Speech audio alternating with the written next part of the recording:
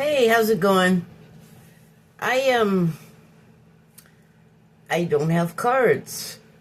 I don't really even have anything in particular that I was wanting to say. Although I did. I guess I did. I mean, it's not like I'll just talk about it. So I've been feeling like something is happening, is impending. I know I say that a lot, and it's kind of silly because it's not like anything paranormal or anything. Something always is, but there's a different quality to it if you can sense it a lot of times. Why does it look like it's smoky or foggy in here? I don't know. It's not. Anyway, sometimes you can feel like anxious, like I feel like something bad might be about to happen. Although it might not be as specific as that. Usually what I feel is sort of a general unease. This usually, and that's only been in like the past 5 or so years. It didn't just feel like that for nothing. Sometimes, like if there was like it felt pretty bad during the Vietnam War, I can tell you that. Or the Iraq War, that didn't feel great. Or, hey, Afghanistan, didn't feel great, right?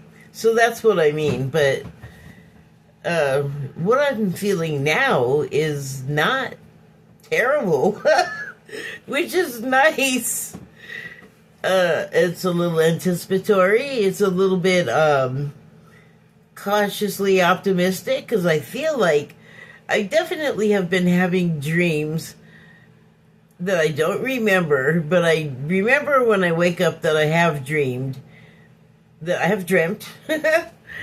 I'll have flashes of things that I assume are part of a dream.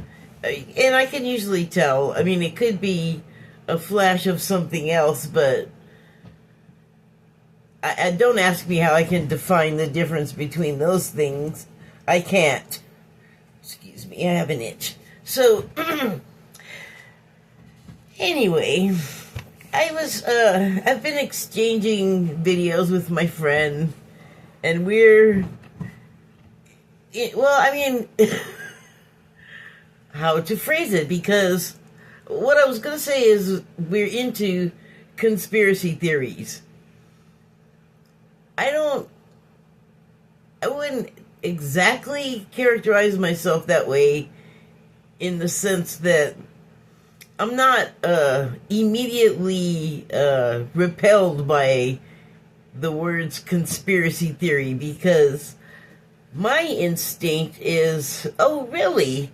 Well, what's that all about? Not like, it's wrong, they're crazy, immediately. Like, what's it all about? That's what I want to know. Because a lot of times the theories start becoming reality, or actual, and it's not theoretical anymore. It's something that is real and is happening or has happened. So in that sense, yeah, I'm very much so interested in them. I think my friend is more into that particular interest. It is one of many that I have, but it's not unconnected, and it's this is sort of a picture-in-picture on that, because we were trading videos back and forth, like messaging them, and so one she sent me has to do with something we talk about all the time, and it's like demons and evil of infecting the world. And so one of the videos that she sent me is something that she's been talking about, and I guess this was the source information what was his name? Oh, I can look. Can't unplug that though. I hate that. I don't like being tethered. Okay, so his name is. Oh, that's one I sent her. Nathaniel J. Gillis. And he describes himself as an experiencer, and I guess has some sort of plus third encounter with ET beings or something. And so he was talking about how he feels like technology is the way that, like, what we just sort of umbrella call demons are getting in to the world and into us. And I think that's funny because they've been able to do it without the benefit of technology for a long time. But my thing about them is that they're not like whatever sort of cartoon imagery or even like movie makeup, FX imagery that we have about them, unless that's what is the imagery in our heads. Because I think that they have the ability, like most beings not of this world, they have the ability to communicate telepathically. And so for whatever reason, we have like gates on our ability to send and receive that type of thing. But they have no problem just jumping you basically, and just reading your file. Excuse me. So they know exactly how to just find what scares you and just like cater to that. Like they'll go, and like that's the diagram, and they can just go nuts from there, right? So hold on.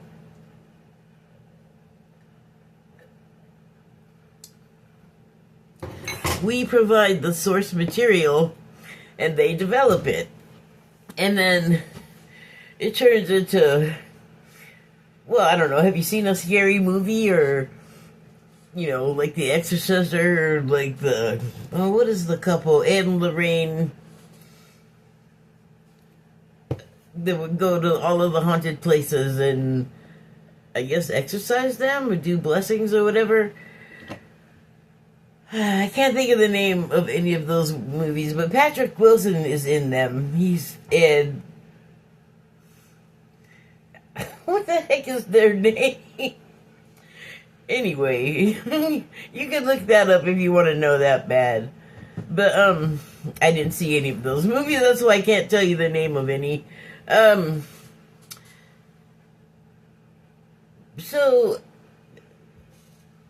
But anyway, like, they do, like, have a way of manifesting, and a lot of times it's through possession. Another thing of mine that I haven't really introduced to that part of the conversation with my friend is that whole, like, birth plan thing. Part of your birth plan is to have all kinds of like interactions, and that can be one with the entity that will, for the purposes of what it's doing here in our dimension and the conversation, we'll just continue to refer to it as a demon. But I think that's just the way it shows itself here, and the way it like uses our mind to work a whole world, like a whole scenario. And so I feel like that would not happen if there weren't way offsides, way out of sight, a level of agreement somewhere along the line. Like, it's part of your life plan to experience it. And I guess you could say the same is true of whatever that entity is, like whatever form it actually is. So the thing that I think I and the guy that my friend was turning me on to agree with is that they have an agenda, and he's saying that someone else was able to like read them or communicate with them or somehow knew that a part of their agenda is to be worshipped. And I was like, okay, whatever you say, but it's part of a bigger thing than that. And it's like, it's the legions working. This is what he's saying, but this is my interpretation, that they're working and trying to do it through us so that they can just take over our world and everything. And he was talking about the ways they trick us by, like, I guess pretending to be aliens. Like, this part, I'm not sure if he actually thinks the aliens are demons. I know there's ones that are not on the up and up, that are like evil and lying criminals, basically like what we have here, because that's the element that they're aligning with. Although what they were talking about in this particular video was the military, but probably a decade ago I started to learn that there are factions within the military, and the military doesn't tell each other what the other hand is doing, so to speak. There's a lot of competition, and it's really human and stupid, and so... And also, they like to hold back a lot of, like, all of what they're doing from the public. So there's a lot of secrecy, and it's, you know, if you're into this kind of thing, you know our side of it, but we don't really have the clearest idea of what's going on their side of things. But what I do believe is that, like, we have factions in our service members, our military, whatever. I don't know if we're dealing with the equivalent of whatever those entities are. Like, I have a very, very shallow sense of them. I haven't, like, tried to investigate at all. That seems foolish. I don't want to open myself up to them, so to speak, for obvious reasons, because, well, I mean, I don't feel like I had that agreement with them, because they had a chance. They did not get me. So anyway, like, I don't think it was meant to be, though, either. But, so he was like, yeah, they want to, like, take over us and take over our world, but they can't, like, make anything. They can't manifest things. They can't birth things. They can't create material out of nothing. Like, presumably we can, once we go through all the steps of, like, oh, I can do that, and learning how to do that, and then putting to do that into practice, and until, like, you're good enough to, hi, have a loaf of bread, or however that works, you know, like it's magical until you know, I guess, the mechanics of it, but maybe it is just also still magical. Anyway,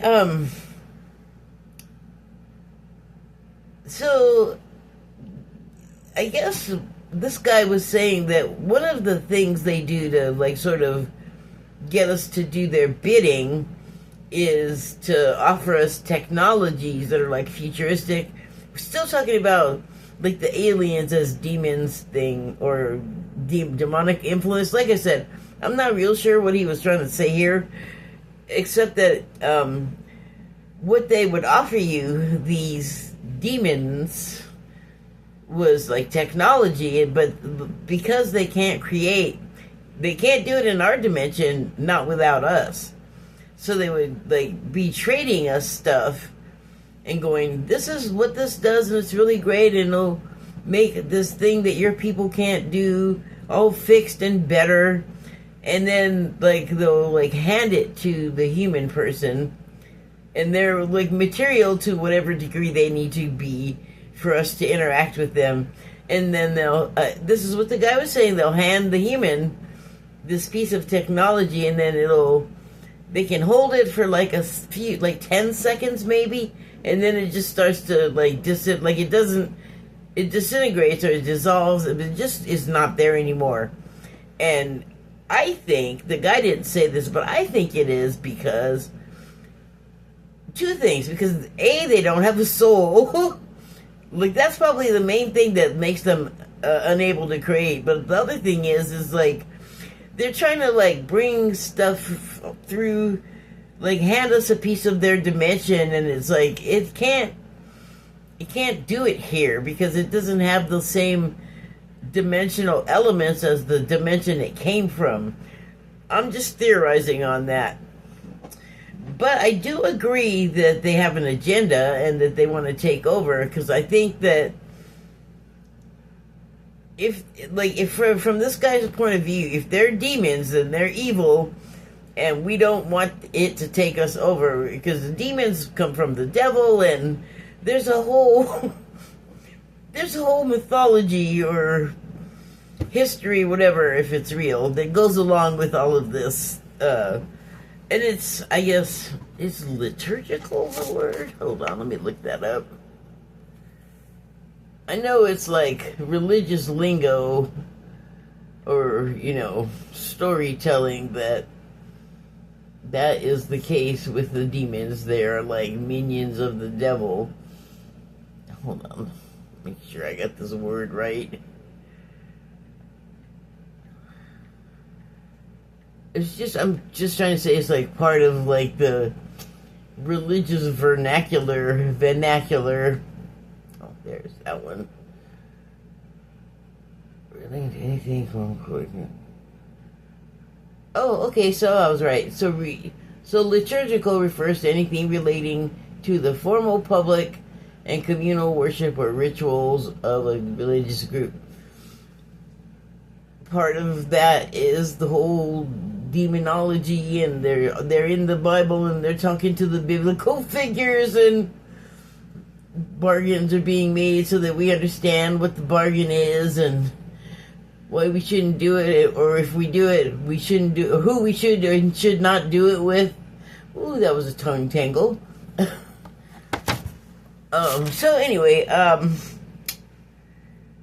I feel like there's definitely a Luciferian agenda, and because, like, so out of the Bible, because people can be so easily tempted, I guess you could say, that if something, even something from somewhere else that just is not from here, I don't know if they know what they're talking to. I don't know if they know what they're making a deal with, but in the Bible, it's like you get what you want, but not forever. Eventually, you're gonna have to give it up, and your soul, you've already sold your soul. So I don't know, like, what they're just gonna be all reneging on the deal and taking you to hell anyway to suffer. So that was the warning, like, just don't make deals with these entities, like. It could look like anybody or anything. Well, let's just stick with it. It could look like anybody. But people do find themselves all of a sudden speaking to something that just appeared out of the air, and you're just like, I did not take mushrooms today. What is happening? I've taken mushrooms and nothing like that has ever happened. But anyway, just as an example to explain how strange that is, that all of a sudden there is a person that you can kind of see through, maybe, talking to you, and they're sitting in your beanbag, looking at you, like, it's just a weird thing. And, it could be an angel as easily as it could be a demon, because it, I think, depends on our state of mind, like, are we ripe for the picking? Because I think that attracts a certain element. It does with humanity. They don't seem to be that different, or at least they seem to have a pretty good idea of how we work, these beings. And so, I think they're very manipulative, and even to the degree that aliens are maybe involved with them, or involved and also being used by them. Just, they don't have good intent for humanity. Everything and everybody wants this world. Even beings native to the planet have their eyes on the grass is greener in somebody else's country and they want it. It's like, you got your own country. Stay over there, you greedy country glutton. Country glutton jamboree. So yeah, I think me and my friend's guy that she introduced me to are more or less in agreement about what's happening. And he was saying it was like a battle for good and evil. And I've heard a lot of people say, well, no, it's not that. It's a different kind of battle. But you might as well call black and white, like, good and evil, or cheese and chocolate. Like, it don't matter what you name it. If it's evil, it's evil. And if you don't believe that it's real, then that's sad, because the reason why we're so easy to get is because we're, like, also biblical. The devil got us to believe there's not a devil. So we can laugh. They make us laugh. It's in everything. It's as much in everything as, like, oxygen. And in my last video, I was talking about stuff that's, like, right next to you. You just don't see it because you're not perceiving it, because for whatever reason, you can't. I can't, but I have the idea, like, I have the understanding that they're there. I may not be able to feel anything. Like, right now, one side of me is really hot. There's no reason for that in particular that is visible. There might be something there emanating, perhaps anger at what I'm saying, that is not visible to me. But the idea that there could be something there, I'm 100%, I'm there. That's about all you need to start. But there are so many things that happen that we just go, oh, that was a coincidence, or we'll just write it off, or I can't believe so-and-so would do that, and that would never happen. We better start thinking about, maybe, yeah, it could. Like, maybe all of the just coincidences were something else. Or I can't believe everybody hasn't seen something really weird in their life for the briefest moment, even, that they cannot explain. There has got to have been some inconsistency, like some glitch in the normal that you noticed, because I feel like that's the beginning. That's a crack. That's an opening to that disbelief layer where you just think you know everything, and you think you know what's going on, and it's like, you can sit there and say you don't believe in ghosts all you want, but a whole bunch of people, me included, will tell you I beg to differ. To varying degrees, people have been affected by those, and I think it's that same thing, kind of, that bargain somewhere in the past, that you were going to have this experience with this entity, this being, and this is what it is. Like, it's scare you enough to drive you crazy, or make you jump out the window. Sometimes they're strong enough to harm pets, like if you antagonize them, especially by saying things that you do not believe in them. They died. They're not gone. They just changed composition. They may have decided not to move on, or not to stay moved on, because you go and you can decide to come back, and maybe you just like it here, and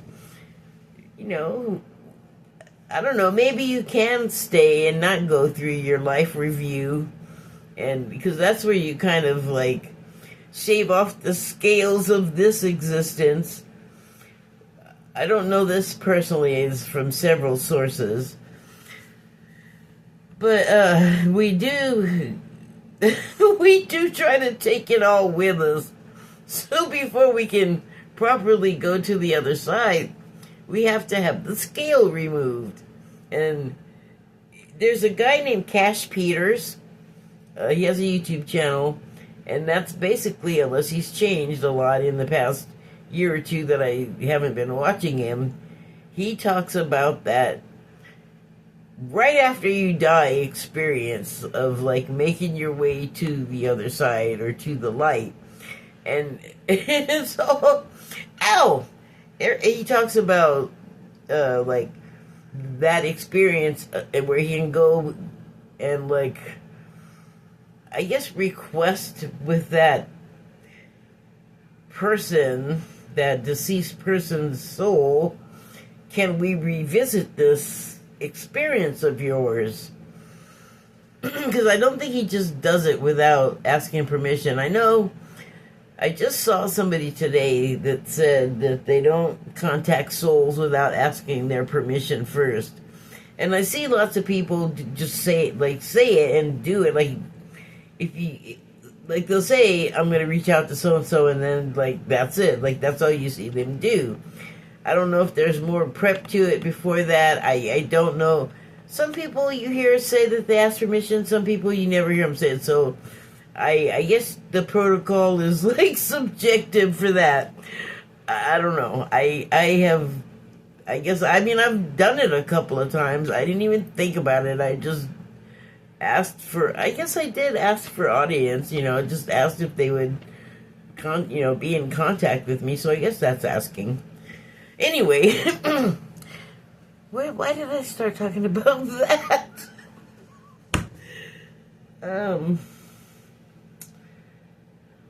Whoa, come on, don't get lost. Well, anyway, I know I was talking about the agenda, and so it's not a surprise, though, that this too is something that can be found in the Bible when it talks about the, I don't know, like, the breakup of God and Lucifer, like, whatever that was in back eternity ago is when it actually started. It's not like it started in some year that we can all recall. It started centuries ago, like back when they had the fight. So it's well embedded, infiltrated into every aspect of life.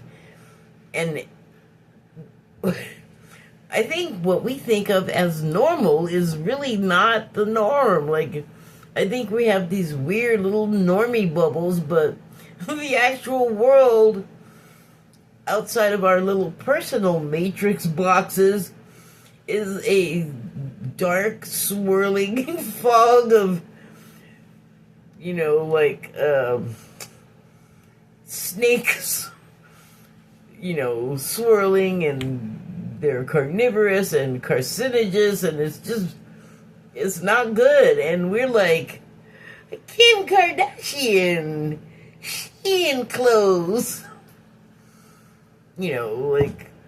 Really, it's like made up, not very deep. I mean, just really superficial crap. And like, we put so much importance around things, but it's like, here's where I'm going with this. I've been struggling with knowing that, or learning that this is not something that I just suspect. This is the case. And the reason why we don't see the things that are right next to us, right in front of us, is because we're conditioned and programmed not to. And what everyone is now calling a psyop is much bigger and much longer lasting, the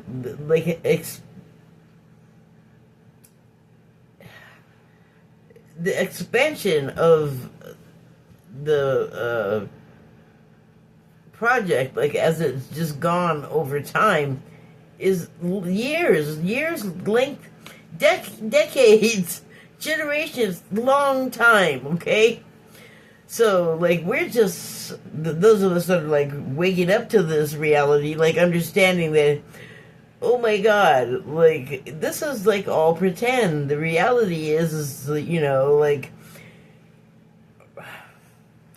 there's a class of people out there that expect you to like pay to exist and like go make sacrifices, like literal sacrifices in some case, like blood things and weird ritual stuff that is dark. And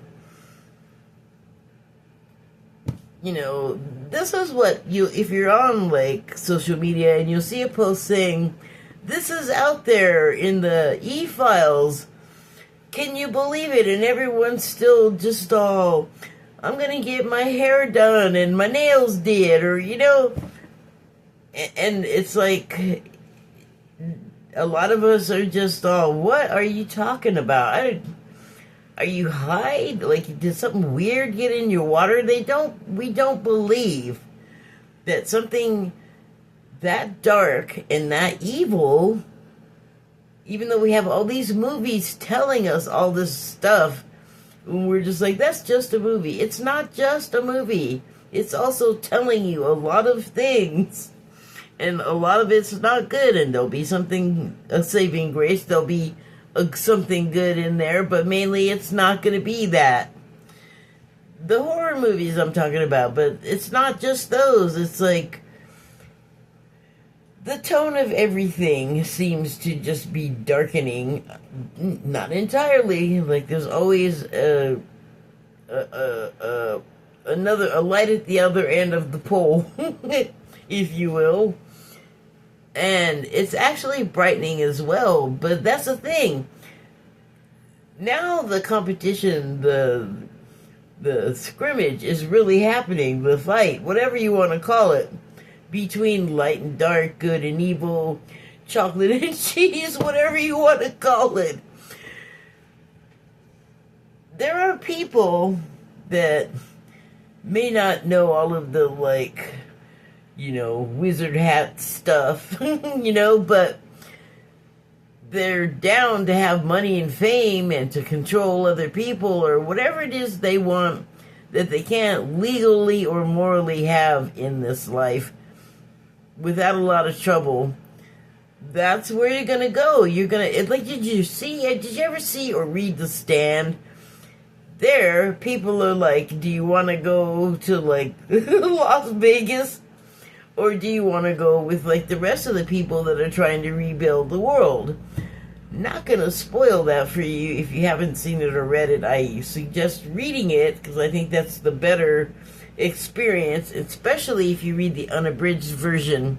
It's Stephen King, and it's already going to be long. He has that reputation, but to tell that story, he needed every page, I think. But I'm a fan. I will accept a lot that other people bitch about that I just think you're wrong about him. But that's just me. But anyway, the story itself, like, he's like a Simpsons with the, like, predicting the future. So not to be dismissed, this guy. Like, if it's long, then, you know, no one said you had to read it all in one sitting. Read some, take a break. Like, where's the book gonna go? It doesn't have legs. You can come back to it. But that is what part of what all of the wake up, everybody, wake up is about.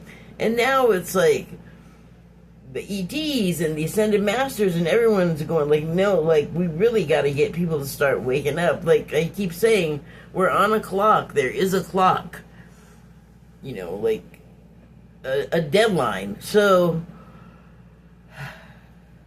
the people, like, don't want to know, you know, and they already have their heads tucked away, and they're hiding it. It's like, well, wait, what are you already hiding so hard from? Do you already have an idea of what's out there? Are you just, like, pushing away this information because it's hard to know? You know what's worse than it being hard to know? Than the thing that's hard to know actually happening to you. And that's the best reason I can think of to wake up, is to become aware of the knowledge that there's a bunch of bad stuff happening to people. And I think to some degree we can like stop it. And so we just had all of these movies recently showing like what's going on in the entertainment industry that's ugly and terrible, and people are like, you know, releasing their kids into these systems knowing what could happen to them, knowing what will happen to them. They're like giving consent. They're selling consent. They're selling the kids, basically. So the selling of the souls and the selling of the kids, that's not old. That's not like made up. There's a reason why those terms originated, okay? They came from somewhere, just like stereotypes. They come from a kernel of truth. We think there's a kernel with all this stuff, when really it's not. It's like the whole corn cob. It's way more than we're sort of allowing in, and that is to our detriment. And especially like the longer we're here not acknowledging this. I know it sounds crazy, and I know it sounds fantastic, and I know it's hard to believe, but you're just gonna have to get past that, because things are gonna start happening that you're not gonna be able to deny it, and it's not gonna be good or fun. And sometimes like it's better to acknowledge things before it's too late, when things get really hard to dislodge and undo. So or else we're just gonna have to repeat it all over again, and the cycle is about 26,000 years. And then, you know why there's reincarnation? Because you have to come back and finish unfinished business. Let's try to finish the unfinished now, so we don't have to do a 26 years. Oh, that just sounds unpleasant. It's tiring, because a lot of us have already been here before doing these things, like working to this end of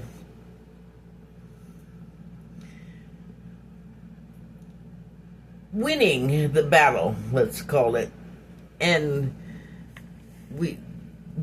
to win, we have to do things that don't seem like you're even fighting. And we don't understand that these very simple ways to act are actually technology, just of a type we are completely unfamiliar with. But it's wetware. It's definitely wetware, you know? Maybe you don't know. You can find out, though. And I think find out before,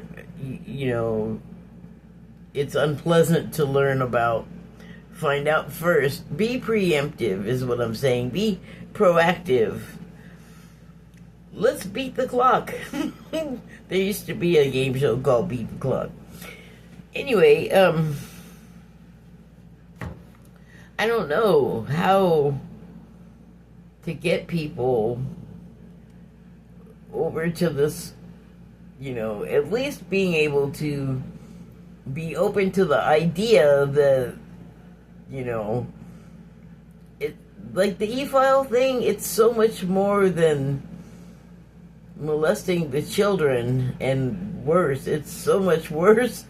There's so much more stuff, and it's so much worse, and that's just him. Like, he's just one purveyor of perversion. There's a whole network, and people have made the decision, you know what, the other way's too hard, being honest is too hard, being moral is too hard, or whatever.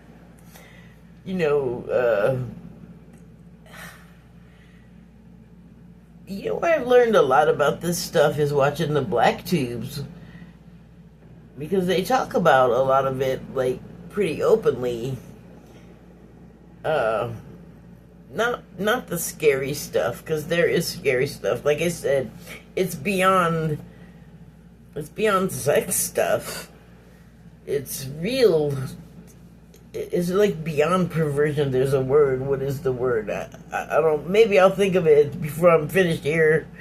But suffice to say, it's worse than perversion.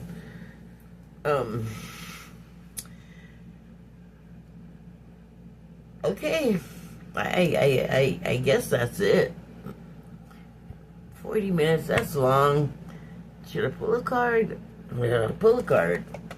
Okay. Don't worry, I'm just gonna get one. I usually pull a Declarations of Mary Magdalene card. I hadn't yet today.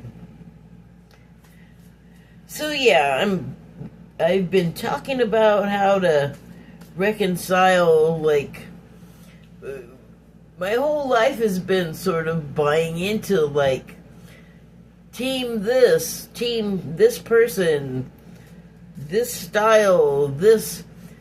Well, I never really cared about fashion too much, and I'm glad I didn't, because that's a sham and a scam. It's basically an industry made so that models, who are often underage girls,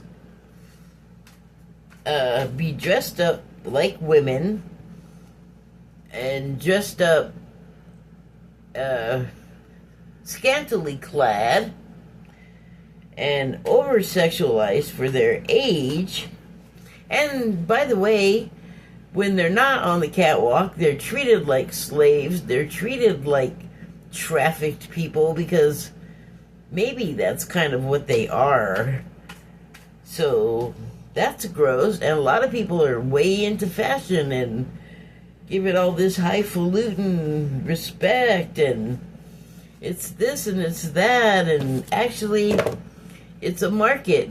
It's for men to look at half-naked girls, just like beauty pageants. Yeah, beauty pageants, that's right.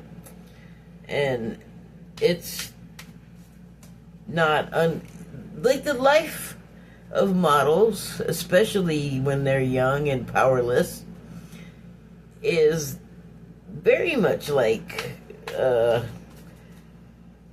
of being a slave, because I think they take your passport from you so that if you're unhappy you can't leave. They don't give you much money. They pack a bunch of them together in apartments, and they live like they're in a slum. And any money that's made from whatever these women are doing, and there's money to be made, they're like the last ones to get any. So that's terrible. And then the entertainment industry, like I was saying, that's got some really yucky stuff happening there. So I think pretty much any industry is gonna have, it's industry. I'm thinking like big corporations. It could just be some guy with a hamburger stand, some guy that their wife pays for everything, and they don't do nothing but hang around all day and drink beer. Listen, it's like what gets into your spirit, So it's not, but some people are open to it. Like, hell yeah, I'll take money and whatever, and like I'll get all the women and blah blah blah, and for what, What have you got to offer? You got nothing but that soul and that body. That's all you got. And I actually think the devil's kind of funny with that, with the deals, because I think people will think, like, it's going to be great and I'm going to be living it up, and then maybe the whole time there's just creepy reminders, like, don't forget you made a deal, and it's something that, like, you can't call the cops on something paranormal, can you? Supernatural, you can't really do it. I mean, you can't call supernatural to fix the supernatural. Sorry about the armpit. Okay, so the card I pulled is number 18, that adds up to 9. 9 is the completion number in tarot. Let's see how it does here. When thou dost not love thyself, thou is not loving God. What an interesting card to pull. If you don't love yourself and you are the husband sitting around drinking beer and not even trying, not even working, but I bet you got a lot to say about everybody else and what they should do and what they shouldn't be doing, how much weight somebody should lose and who should smile, and, you know, someone like that. That's not somebody that has so much to say about other people, negative, definitely does not have a loving relationship with themselves. Because when you do, you don't have stuff to say about other people like that. You're not spending your whole day just bragging and name calling and that. You know, that, by the way, adds to the agenda. Oh, I know what I was going to talk about that I completely forgot. So there's a YouTube channel called Really American, and there's a host on there named Kenny Hess, and I like Kenny Hess. But I wrote to him just like spontaneously. I wrote in the comments and directed the comment to him, and I said, I like you and your show, but on your show and others, as soon as it starts to devolve into angry name calling, then I just have to shut it off. And I was like, you know, like, please don't do that. And I didn't really expect anything because they get a lot of communications, I'm sure. But he has been catching himself and saying even like, oh, I gotta watch my phrasing, and oh, I'm starting to get mad. I should, like, you know, really calm down. But I'm really mad and I want to say it. And I also said, look, I get it. I am angry about these things too. I just don't think it helps any of us if we basically do the same thing that the people we're mad at are doing. And they're always mad at the Republicans on the Really American channel. Not saying that that's wrong. I'm not saying they're wrong, but I'm just saying they have emotion and they emote it. So I wasn't, like I said, I wasn't really expecting anything, but I really do believe that we should not literally feed the beast. Like, it's the beast. The 666 beast here I'm talking about. It doesn't matter if you put it into that specific mouth. I think it has a legion of mouths, and I think it knows when it's fed, you know? I think it's a whole sensory organ. Gross. But, so, when you're in that place, you're not loving God, and you know why you're not loving God? This is so crazy. Because you're not loving you. Not loving you is not loving God, because you are God. Not just God is in you, you are God. So, you know, knowing that, I'm just going to say here, because I want to end on this note, you got a lot more going for you than you let on to yourself. The same is true of me. But I'm working on it. I'm working on it. Anyway. Whoa. So, yeah. When you don't love yourself, when thou dost not love thyself, thou is not loving God. That is not a good proposition. Because it's not gonna make you happy. It's like antithetical like, if you would like to be happier, I don't know if this person that I dreamt up wants to be happier, though. And I feel like that might be kind of like the malaise over all of us, where we're just content to live with, like, horrible stuff that we do see out in the world. Like, whatever you think about Law and Order, the way ICE is executing it, it's wrong. It doesn't need to be so destructive. It doesn't need to be so violent. like, it just doesn't need to be that way. And the ones doing it, the officers, the agents, they've all, I think, except from what has been said, they've all been like the object of a cop's attention in like not a good way, and they're turning around and like taking out whatever happened to them, I guess, and whatever happened to them that day out on these protesters, where it's not personal, guys.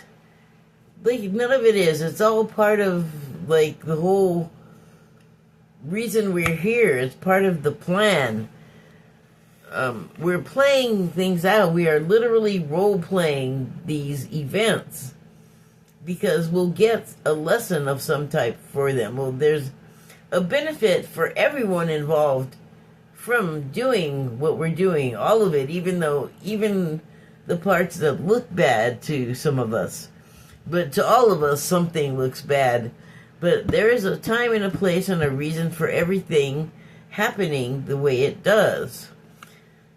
So, it's hard. You have to, like, realize all of these things and still find your way through, like, with the, knowing what all of those people that I was listing before, like, in the industries, what they have to what they allegedly had to commit in order to get their fame and their money or whatever it was they asked for in their deal. It